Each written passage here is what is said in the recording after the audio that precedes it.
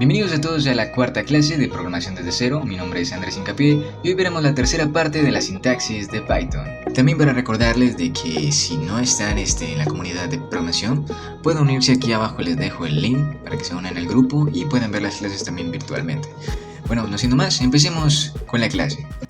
En la tercera parte de la sintaxis de Python veremos lo siguiente: qué son las funciones, qué son los bucles, qué son las listas y qué son los diccionarios. Comencemos explicando qué son las funciones en Python. En Python las funciones se escriben como def. En Python, def es una palabra clave que se utiliza para definir una función. Cuando defines una función en Python, usas def, seguido del nombre de la función y entre paréntesis los parámetros que puede recibir y debe recibir esa función. Veamos esto un poco más a detalle para que puedan comprenderlo. Como les decía anteriormente, siempre colocamos la palabra def y luego el nombre de la variable. Puedes llamarla como tú quieras. Siempre dejamos un espacio entre def y el nombre para poder que se diferencie. Y luego abrimos paréntesis y en esos paréntesis vamos a meter todos los parámetros que necesitemos, ya sean variables y demás cosas que necesita la función para poder funcionar adecuadamente. Y después de los paréntesis colocamos dos puntos y ya puedes colocar toda tu lógica para la función. Una vez ya sabiendo cómo se escriben las funciones, veamos de una forma más dinámica qué es eso de las funciones en Python. Imaginemos que una función en Python es como tener una caja mágica que hace algo específico cada vez que la llamamos. Imagina que tienes una caja llamada sumar y le das dos números de entrada. Cuando abres la caja sumar, le das el número 3 y el número 5. La caja te devuelve el número 8. ¿Lo captan? Así es como funcionan las funciones en Python. Son como pequeñas herramientas que pueden usar una y otra vez para hacer tareas específicas en determinados momentos. Es como por ejemplo decir una calculadora. Tiene varias funciones ya que podemos sumar, restar, multiplicar y dividir con esa calculadora. Para eso también creamos varias funciones. Por ejemplo, una función que sea para sumar, una función que sea para multiplicar y una función para dividir. Entonces ahí podemos ver de que a través de la programación podemos crear muchas cosas interesantes. ¿Y esto de qué nos sirve? Bueno, pues gracias a las funciones nos ahorramos mucho tiempo a la hora, por ejemplo, de hacer este tipo de procedimientos. Porque directamente podríamos hacer, por ejemplo, que cada vez que mete el usuario lo sumamos directamente, pero repetidamente y repetidamente, sino que con las funciones directamente llamamos a esa función y se encarga de sumar cuantas veces nosotros queramos la podemos llamar. Entonces digamos que nos ahorramos mucho tiempo y muchas líneas de código que es esencial para un programador. Ahora veamos este ejemplo en Python. En Python ese ejemplo quedaría de la siguiente manera. Establecemos como tal dos variables principalmente, num1 y num2. Ahí vamos a meter en num1 el 3 y en num2 el número 5. Luego después de esto creamos como tal la función, obviamente colocamos def y el nombre de la función será sumar. Vamos a meter los parámetros necesarios para que la función realice los procedimientos. En este caso será el num1 y el num2 para poder que sume esos dos números. Luego como tal creamos una variable que sea suma. En esta suma vamos a sumar el num1 y num2. Luego después de eso vamos a colocar un return. Un return significa prácticamente lo que va a retornar esa variable o lo que va a retornar como tal esta función, que va a ser suma. El resultado de suma va a ser lo que va a retornar. Después de eso vamos a establecer como tal las variables donde se va a guardar el resultado de la función. Vamos a crear una variable que sea resultado que va a ser igual a sumar, que prácticamente es el nombre de la función, y los parámetros establecidos, los cuales son también num1 y num2, separados obviamente por comas. Y luego vamos a imprimir como tal resultado, que va a ser como tal el resultado que dé la función. Ahora veamos esto en Python para que vean cómo funciona. Por aquí podemos ver como tal el funcionamiento de esta función. Ya tenemos establecido que vamos a sumar el número 3 y el número 5, por lo cual nos tendría que aparecer el número 8 como una suma. Digamos, de aquí le damos a que funcione y directamente nos tendría que salir en la terminal el número 8. Como pueden ver, aquí nos sale el número 8, así que el resultado está bien. Si queremos aumentarle algo a esto, podemos colocarle, por ejemplo, lo siguiente. La suma es... dos puntos, colocamos aquí dos puntos y aquí unimos esto con una coma y veamos que las cosas cambian. A la hora de imprimir nos va a salir que la suma es y el resultado. La suma es 8. Entonces, como podemos ver, funciona perfectamente esta función. Ahora veamos este mismo ejemplo con datos que no estén establecidos sino que sean ingresados por teclado. Para eso establecemos num1 y num2 como números enteros y luego colocamos input para pedirle al usuario como tal los datos. Luego de eso, lo demás queda totalmente igual. Solamente cambiamos lo anterior por el input para poder que sean ingresados por teclado. Ahora veamos el funcionamiento de esto en Python. Por aquí podemos ver que ya tenemos el programa establecido para poder que sume cualquier dos números que nosotros queramos. Vamos a hacerle, por ejemplo, aquí la prueba. Ejecutamos el código. Y directamente nos pregunta cuáles son los dos números que queremos ingresar. Ingresemos el primero, que será el número 7 en este caso, y el número 10. El resultado será 17. Es correcto. Por lo cual podemos ver de que la función ya funciona de una manera mucho más libre para poder ingresar los datos que nosotros queramos. Ahora la pregunta es, ¿cómo hacemos que el programa o la función solamente sume 3 más 5 y si el usuario ingresa otros números distintos, el programa le diga que no puede sumar sino 3 y 5, solamente esos dos números? Ahora veamos esto utilizando los condicionales if y else en una función. Para poder realizar esto, el programa queda igual al principio y lo que cambia es en la función como tal. Vamos a colocar un if, el cual verifique si el número 1 es igual a 3 o si es igual a 5, y si el número 2 es igual a 5 o igual a 3. Ya con esto, si eso se cumple, entonces significará que podemos hacer la suma entre número 1 y número 2. O sea, num 1 y num 2. Luego va a retornar directamente la suma, eso queda prácticamente igual, y luego utilizaremos el else para determinar si esto no se cumple. Si esa condición no se cumple, entonces nos arrojará de que solamente puede sumar 3 y 5. Y el resto ya queda prácticamente igual. Ahora pasemos a explicar las listas en Python. Las listas en Python son una estructura de datos muy versátil y ampliamente utilizada. Puedes pensar en ellas como una secuencia ordenadas de elementos donde cada elemento puede ser de cualquier tipo de dato, ya sea dato string, dato entero, dato booleano o dato de tipo real, float. Cada elemento puede ser cualquier tipo de dato, incluso otras listas directamente dentro de esa lista. Se definen utilizando corchetes y se separan los datos utilizando comas. Para explicar esto de una mejor manera, veamos cómo se escriben las listas en Python. Principalmente empezamos nombrando la lista, puedes llamarla como tú quieras, y le damos igual para poder luego colocar como tal la lista. Vamos a abrir corchetes y dentro de esos corchetes vamos a asignar lo que son los datos que nosotros queramos. Podemos meter datos tanto de tipo string, como de tipo booleano, como de tipo decimal, como de tipo entero, lo que tú quieras.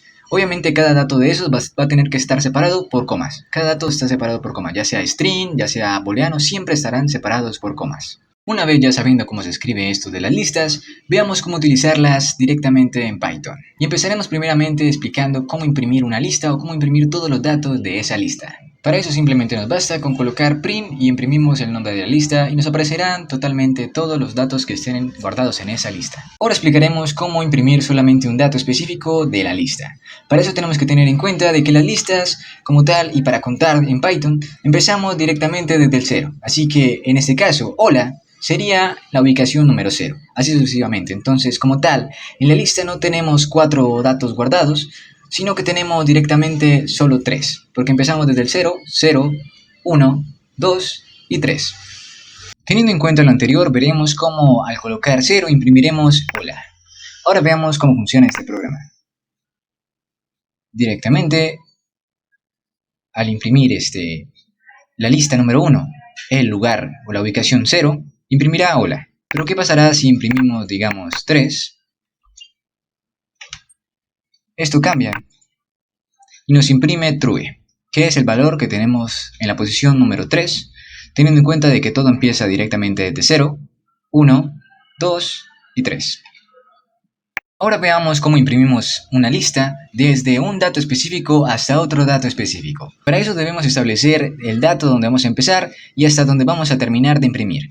Primeramente colocamos, por ejemplo, en mi caso, el número 0 para poder imprimir desde hola, digamos hasta el número 3, hasta true. Pero ¿qué pasaría si hiciéramos esto desde el número 0 hasta el número 2? Ya veremos a continuación.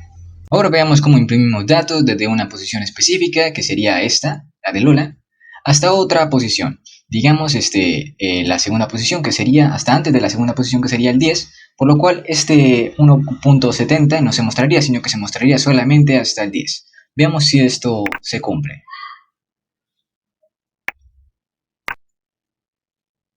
Y es totalmente correcto. Si pusiéramos, por ejemplo, aquí que se cumpliera directamente hasta antes del 3, nos mostraría hasta 1.70. Veamos si eso es correcto.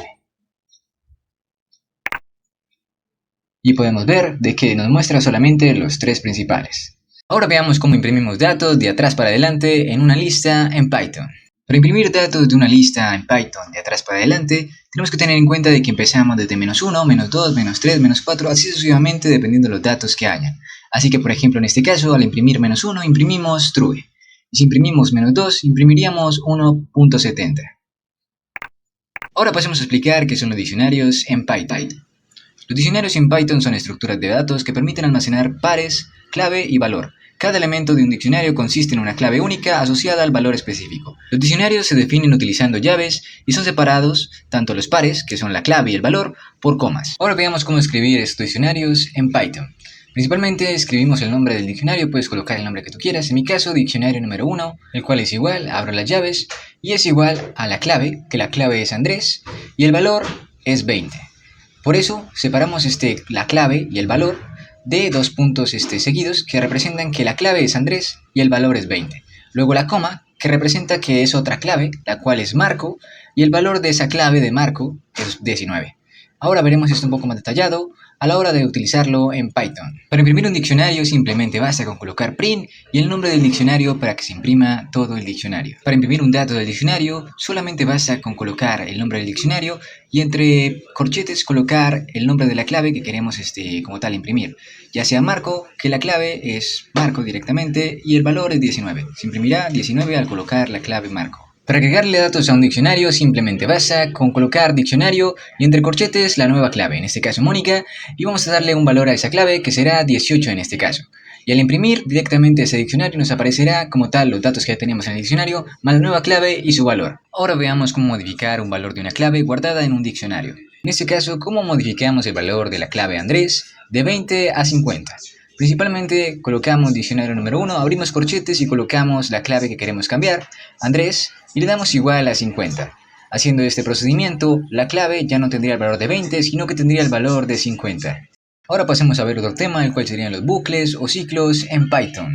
Los ciclos en Python son estructuras de control que permiten ejecutar un bloque de código varias veces.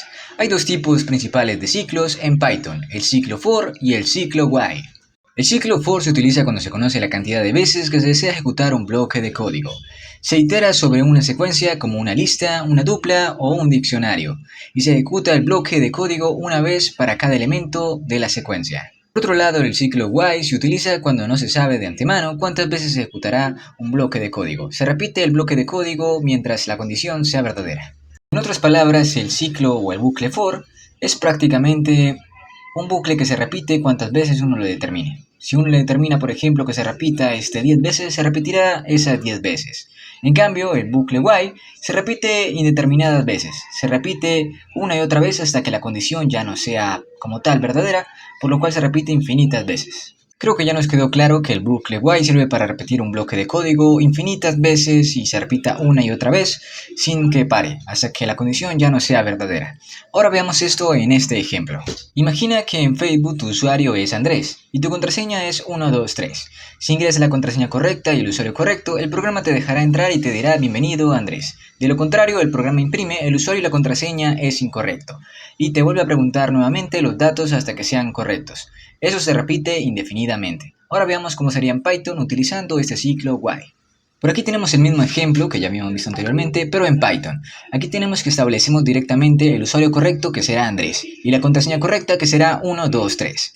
Y luego de eso iniciamos el programa preguntándole al usuario su usuario y su contraseña, directamente para que lo ingrese. Luego el bucle while lo que va a hacer es va a comprobar si el usuario es diferente a usuario correcto y si la contraseña es diferente a contraseña correcta. Si esas cosas son diferentes, si no coinciden con las correctas, entonces directamente va a imprimir usuario y contraseña incorrecta y lo que va a pasar es que nos va a preguntar otra vez, digite su usuario y digite su contraseña.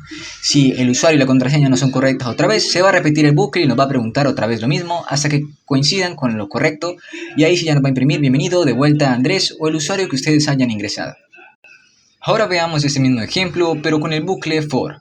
Para esto vamos a determinar de que el rango o las veces que se va a repetir este bucle for va a ser solamente 3. El usuario va a tener 3 veces o 3 intentos para poder que ingrese su usuario y su contraseña y pues pueda ingresar al programa. Si el usuario después de 3 intentos no ingresa, le saldrá el siguiente mensaje: demasiados intentos, por favor intenta más tarde.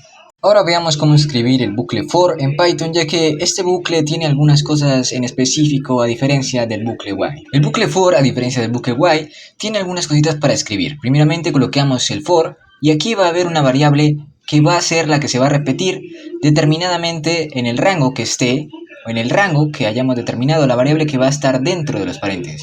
porque vamos a colocar inRank, que es prácticamente ese intento se va a repetir el rango de veces de intentos máximos. Así que para eso tendremos que tener una variable de intentos que iniciará en 0 y otra que iniciará en 3. En este caso, para seguir el ejercicio que estamos planteando.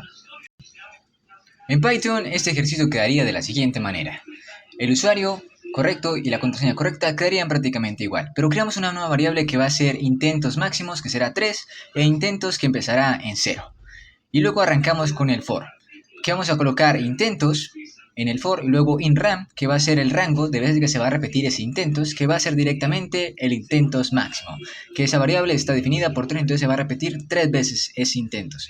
Ya vemos, por ejemplo, de que el usuario y contraseña ya no los pedimos arriba, sino que los pedimos abajo para determinar cuántas veces. Empezamos ya directamente desde 1, entonces usuario y contraseña. Si el usuario y contraseña son correctos, nos salta directamente bienvenido el usuario que hayamos colocado en este caso, que ya sea Andrés o el usuario que queramos. Y luego nos va a aparecer break, que break prácticamente es como decir siguiente, para que el programa no se estanque o no se quede quieto en ningún momento. Es más que todo por verificación, no es tanto obligatorio, es más que todo para poder que siga, no tanto al else, sino al if. Teniendo ya esto en cuenta, luego veremos que después del if está el else, el cual tiene intentos más 1. Prácticamente va a sumar intentos más 1 si esto no se cumple. Si el usuario no es el correcto y la contraseña no es la correcta, entonces se va a sumar y va a mostrar usuario y contraseña incorrectas, le quedan tantos intentos. O sea que, por ejemplo, intentos va a adquirir el valor de 1 y luego vamos a restar intentos máximos menos el 1. Entonces eso nos quedaría que intentos máximos ya no quedaría con 3, sino con 2. Y eso sería lo que le aparecería al usuario, que le quedarían 2 intentos para poder ingresar. Si en esos 2 intentos no ingresa el usuario y la contraseña correcto, directamente le va a aparecer de que demasiados intentos, por favor intente más tarde. O sea que ya no tiene más intentos para poder ingresar. El ciclo for habría llegado a su fin. Y lo que también habría llegado a su fin es esta clase, así que nos vemos el próximo domingo por la misma hora y por el mismo canal. Si quieres verte la próxima clase en vivo y en directo, únete aquí, en la descripción te dejo el link de la comunidad para que te unas y puedas ver la clase en vivo y en directo en Meet, o aquí en YouTube cuando la resubamos.